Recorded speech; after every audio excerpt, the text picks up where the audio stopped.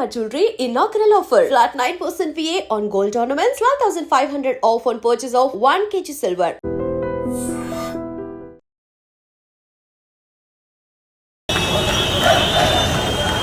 మీరు ప్రాపర్గా paper దిద్దినట్టయితే public డొమైన్లో పెట్టండి.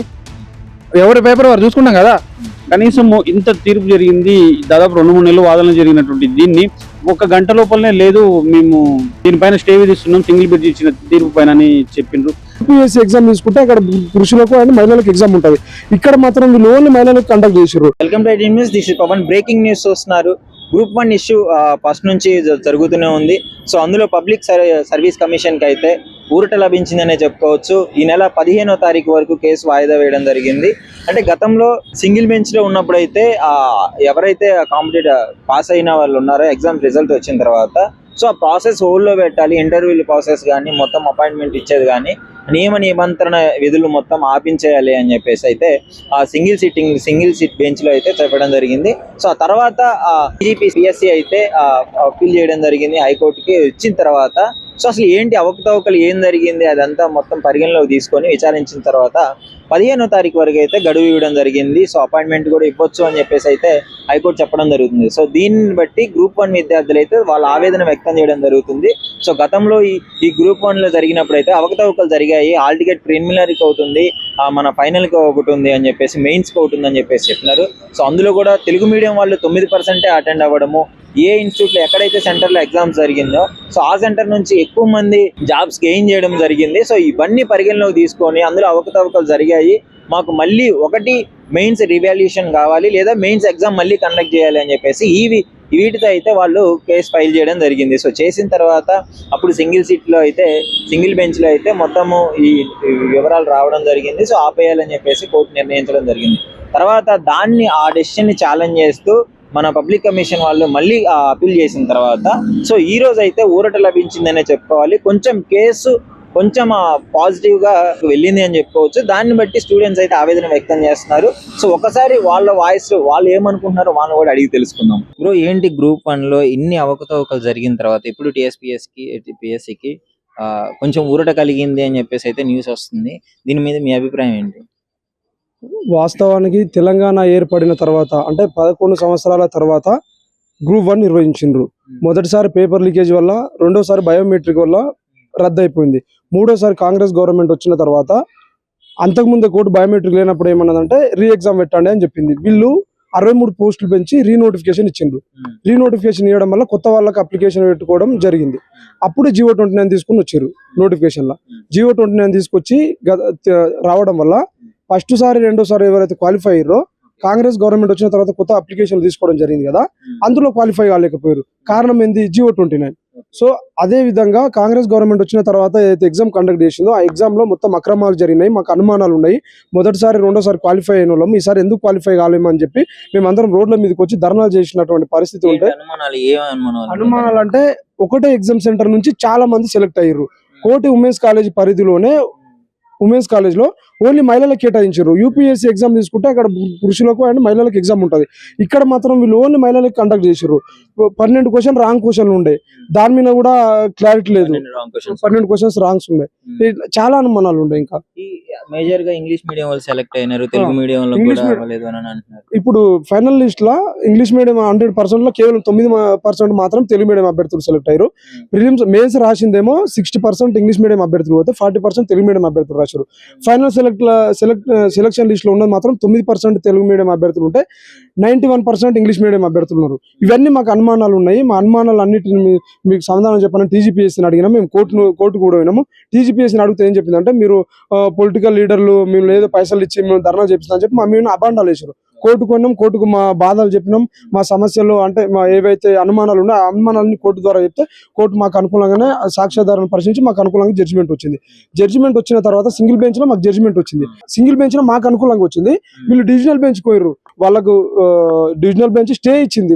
ఏంటి గ్రూప్ 1 ఆస్పిరెంట్స్ పరిస్థితి ఏంటి? ఇప్పుడు డివిజన్ బెంచ్ కి వెళ్ళిన తర్వాత ఎంతవరకు పునరావృతం అయింది మన కేసు?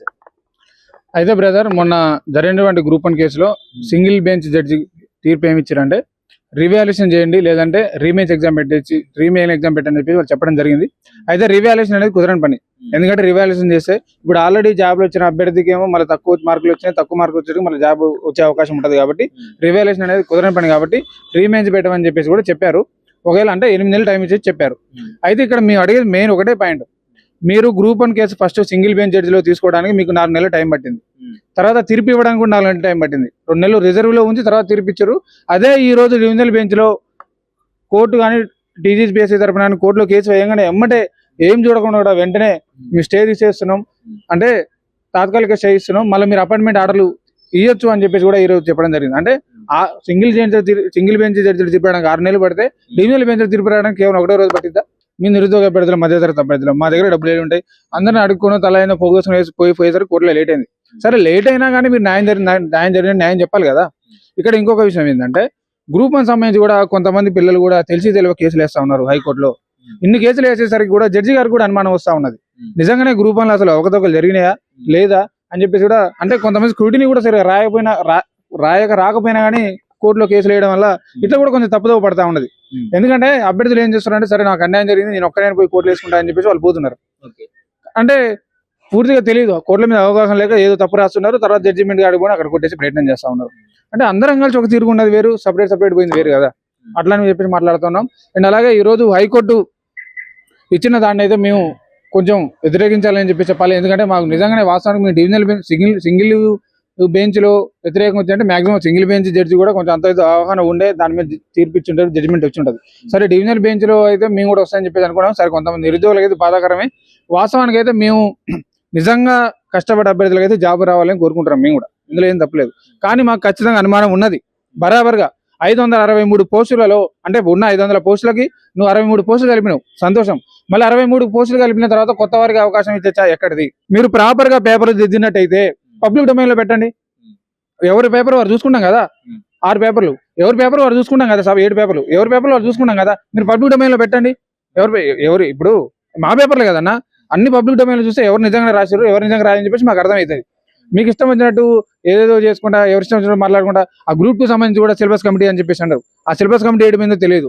అవునా, నిరుద్యోగాలు పడితే ఎట్లయిపోయిందంటే అక్కడదంతా ఇక్కడ పడుతున్నాం, ఇక్కడంతా అక్కడ పడుతున్నాం.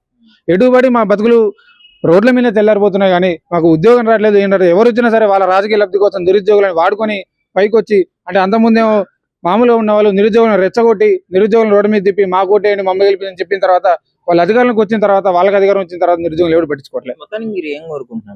మేము ఏం కోరుకున్నామంటే గ్రూప్ 1 పరీక్ష మొదలైన దగ్గర నుంచి కూడా మొత్తం అవకతవకలు ఉన్నాయి. గ్రూప్ 1 ఫిలిమ్స్ లో కూడా 14 క్వశ్చన్లు తప్పున్నాయని చెప్పేసి మేము చెప్తా ఉన్నాం.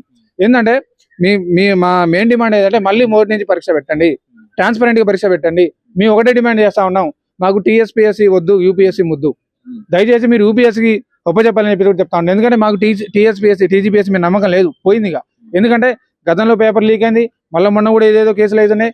మొన్న గతంలో ఉన్నప్పుడు వాళ్ళ పేపర్ లీక్ అని చెప్పేసి మొత్తం టీజీపీఎస్సీ అంతా అల్లకల్లం అయిపోయింది. స్టోర్ మీరు అసలు మార్జిన్ అని చెప్పేసి అన్నారు. అంటే మొన్న ఏదో కొంతమంది 3 మార్చారు, కానీ అసలు నిజంగానే టీజీపీఎస్సీ ప్రక్షాళన చేశారని చెప్పేసి కూడా మాకు అనుమానం కలుగుతా ఉంది. కాబట్టి తక్షణమే మీరు మళ్ళీ ప్రీమ్స్ నుంచి పెట్టండి, ఎటువంటి తావు లేకుండా ఏది లేకుండా. ఏంటి అసలు గ్రూప్ 1 ఆస్పిరెంట్స్ పరిస్థితి ఏంటి? ఈ కేసు ఎక్కడికి వెళ్తుంది? ముఖ్యంగా రాసిన వాళ్ళ పరిస్థితి, ఇప్పుడు రీవాల్యుయేషన్ పెట్టించుకుంటే వాళ్ళ పరిస్థితి ఏంటి మరి? ముఖ్యంగా తెలంగాణ నిరుద్యోగుల బతుకులు ఆగమైపోయినాయి, తెలంగాణ నిరుద్యోగుల బతుకులు ఛిద్రమైపోయినాయి. ఆ ఛిద్రమైన బతుకుల లోపల మొన్న కొద్ది ఆశ నింపుతుంది అనుకున్నాం డివిజన్ బెంచ్, ఈరోజు సింగిల్ బెంచ్, ఈరోజు డివిజన్ బెంచ్ ఆశను ఛిద్రం చేసింది అని కొంచెం బాధ అనిపిస్తూ ఉంది. ఈరోజు గెలిచిన వాళ్ళైనా ర్యాంకులు వచ్చిన వాళ్ళైనా మా వాళ్ళే, మా అన్నలు, మా తమ్ముళ్ళు, మా అక్కలు, మా చెల్లెళ్ళు. వాళ్ళు వేరు కాదు, మేము వేరు కాదు. కానీ ఈరోజు మాకు ఏదో ఒకటి ఉందని క్రియేట్ చేసే ప్రయత్నం చేస్తూ ఉన్నారు ప్రభుత్వం. కానీ మిగతాది మాకేముండదు. వాళ్ళకు వచ్చినా కూడా మేము సంతోషపడతాం. కానీ ఇక్కడ అనేకమైన ప్రొసీజర్ ల్యాబ్స్ ఉన్నాయి. ఎటువంటి ల్యాబ్స్ ఉన్నాయంటే, ఫర్ ఎగ్జాంపుల్ ప్రిలిమ్స్కి మెయిన్స్ హాల్ టికెట్లు వేరే ఇచ్చిన చరిత్ర లేదు ఎక్కడ.